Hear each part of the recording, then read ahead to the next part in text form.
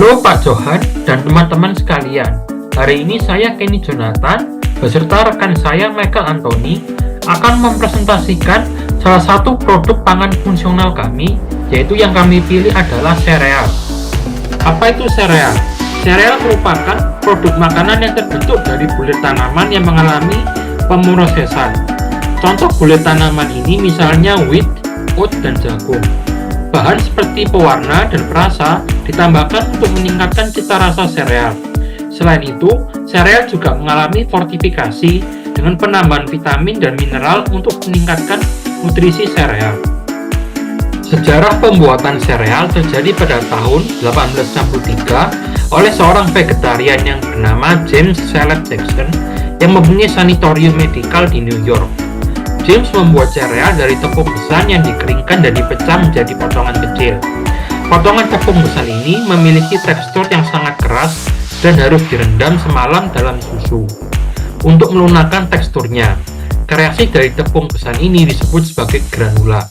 Nah, di waktu yang lain yaitu pada tahun 1877, John Harvey Kellogg, seorang vegetarian dan pemilik sanatorium yang juga mengintroduksikan serealnya kepada publik, yang memiliki nama yang sama dengan James, yaitu granula. Namun nama ini diganti menjadi granola karena James berusaha untuk menuntut ide John Harvey Kellogg, yaitu dengan menggunakan campuran tepung terigu, tepung jagung, dan gandum yang dipanggang. Pemanggangan pada suhu tinggi yang dinamakan destinasi bertujuan agar lebih mudah dicerna sehingga lebih sehat. Sereal yang dipanggang lalu dipecah-pecah menjadi potongan kecil untuk disajikan. Ide Kellogg untuk membuat sereal didasarkan atas kekhawatirannya terhadap pergerakan bowel yang apabila tidak ditangani dengan baik dapat mengakibatkan epilepsi. Kellogg berpendapat bahwa dia membutuhkan makanan bergizi tanpa adanya rempah, rasa, dan gula. Granola ini disukai pasien yang berada di sanatorium. Will Kellogg, yaitu kakak laki-laki John Harvey, melihat adanya peluang untuk memasarkan produk kepada orang normal yang mencari sarapan yang sehat dan mudah dicerna. Will lalu mendapat paten dari cornflake dan membuat pabrik yang memproduksi sereal tersebut pada tahun 1906 yang bernama Battle Creek Toasted Cornflake Company. Cornflake tersebut ditambahkan malt, gula, dan garam dan diproduksi dalam jumlah besar.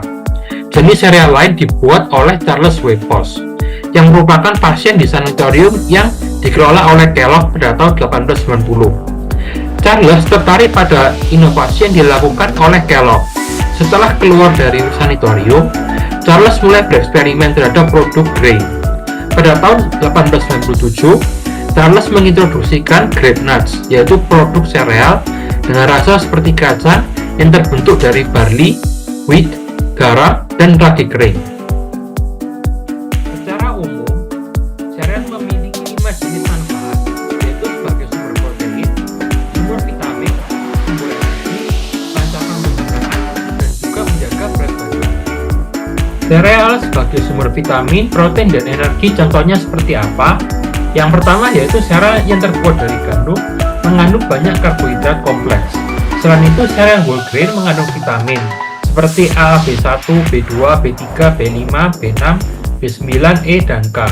Yang ketiga, sereal dapat mengandung protein seperti albumin, globulin, prolamin, dan glutein. Sereal untuk melancarkan pencernaan dan menjaga berat badan, contohnya seperti apa?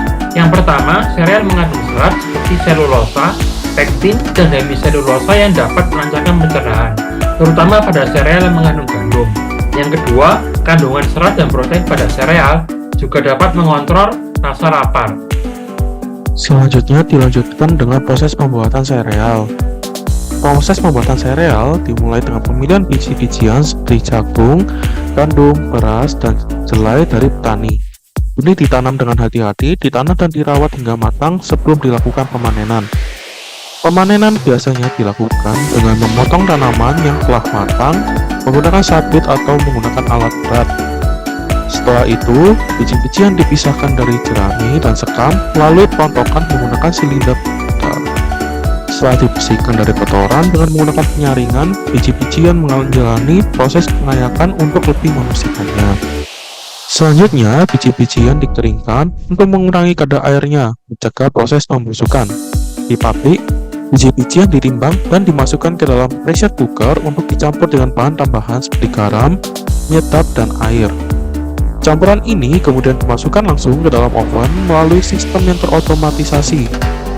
Setelah itu, campuran diperkaya dengan vitamin dan mineral dalam proses yang dikenal sebagai fortifikasi. Pemasakan dilakukan pada suhu, waktu, dan kecepatan takaran yang sesuai untuk jenis biji-bijian yang digunakan, biasanya selama 1 jam. Setelah selesai dimasak, mesin dimatikan dan ventilasi dibuka untuk mendinginkan biji-bijian.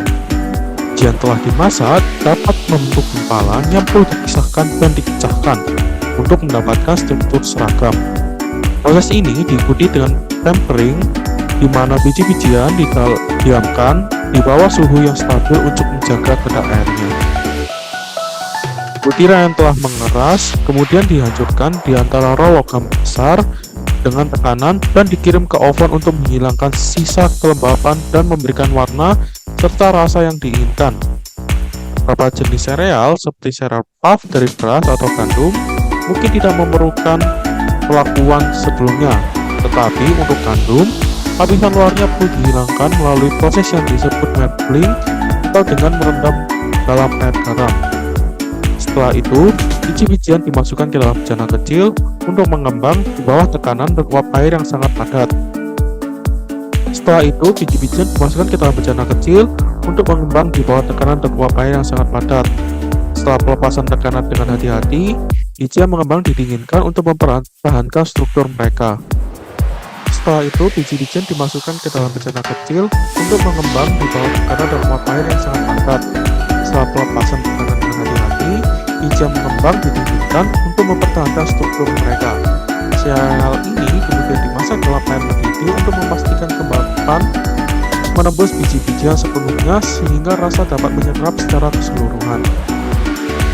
Setelah didinginkan dan mengeras, biji-bijian digulung di antara roll logam untuk diparut dan diolah lebih lanjut. Terakhir, sereal yang sudah matang dikemas dan siap untuk didistribusikan.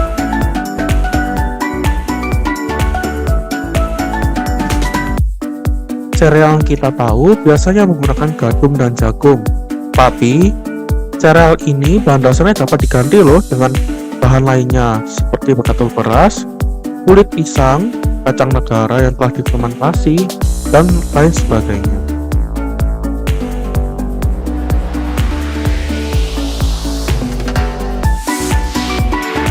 Bahan baku campuran sereal yang pertama itu berasal dari bekatul beras dan kulit pisang. Bekatul beras merupakan produk sampingan dari penyusuan beras yang mengandung zat gizi seperti lemak, protein, serat pangan, dan komponen bioaktif seperti asam fenolik, flavonoid, antosianin, gamma oryzanol, tocopherol, dan asam folat. Bekatul umumnya digunakan untuk pakan ternak, tapi memiliki potensi untuk meningkatkan kandungan gizi dan komponen bioaktif dalam produk pangan. Penambahan tepung kulit pisang yang merupakan turunan dari pisang yang belum matang mengandung pati resisten, serat pangan, senyawa antioksidan, polifenol, mineral, dan vitamin. Penambahan tepung pisang tujuan untuk meningkatkan kandungan pati resisten, memberikan efek kenyang lebih lama, dan memberikan rasa yang khas.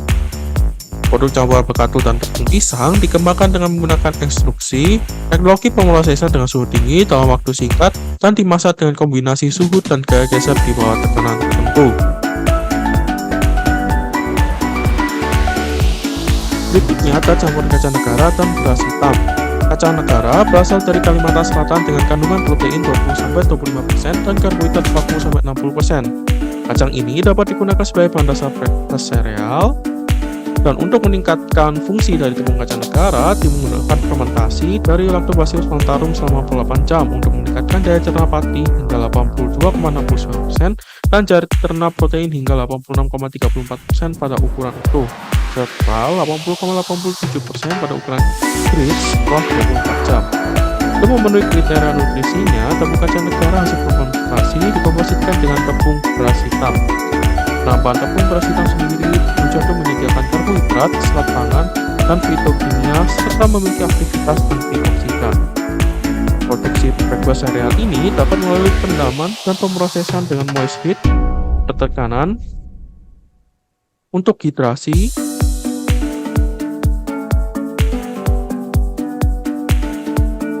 memodifikasi kualitas makan produk akhir selama hidrasi. Produksi breakfast sereal dapat melalui perendaman dan pemrosesan dengan moist heat, tekanan, untuk hidrasi, memodifikasi. Produksi breakfast sereal dapat melalui perendaman dan pemrosesan dengan moist heat, bertekanan untuk hidrasi, dan memodifikasi kualitas makan produk akhir. Selama hidrasi, gula, garam, dan flavoring dapat ditambahkan. Moist heat ini nantinya akan menggelatinasi pati, meningkatkan plastisitas adonan, dan memudahkan proses cracking. Bahan campuran berikutnya ada sorghum dan tepung tempe. Sorghum atau sorghum bicolor adalah serealia yang memiliki potensi untuk dijadikan sebagai pengganti gandum. Di Indonesia, potensi sorghum cukup tinggi. Sorghum memiliki nutrisi yang cukup tinggi seperti karbohidrat sebesar 73%, lemak 3,5%, dan protein sebesar 10%, di mana protein pada sorghum lebih tinggi dibandingkan dengan jagung, beras, dan jerawat. Sorghum juga mengandung unsur pangan fungsional seperti serat pangan dan mineral E yang lebih tinggi dibandingkan dengan gandum. Penambahan tepung tempe pada minuman sereal instan juga dapat meningkatkan sumber protein tambahan pada produk minuman sereal instan, karena minuman ini harus memenuhi nutrisi dan gizi yang seimbang, salah satunya sumber protein yang harus tercukupi. Produk minuman sereal instan dari sorghum dengan penambahan tepung tempe dapat dijadikan salah satu alternatif untuk menggantikan tepung gandum yang umumnya digunakan sebagai bahan dasar produk sereal instan. Sereal merupakan produk yang memiliki potensi pasar yang terus meningkat setiap tahun. Nilai pasar berada pada 46,2 miliar dolar pada tahun 2023 dan diperkirakan mencapai 74,8 miliar dolar pada tahun 2030. Peningkatan nilai pasar ini disebabkan oleh tuntutan terhadap makanan yang praktis dan bernutrisi. Hal ini dibuktikan pada data di sebelah kanan menurut data dari FAO, di mana terjadi peningkatan produksi maupun konsumsi sereal dari tahun 2014, 2015 hingga 2024-2025 dari nilainya sekitar 2.500 sampai 2.600 juta ton dan menjadi 2.800 juta ton. Berikut merupakan daftar pustaka yang kami gunakan. Sekian presentasi dari kelompok kami. Apabila ada salah-salah kata, kami memohon maaf dan terima kasih.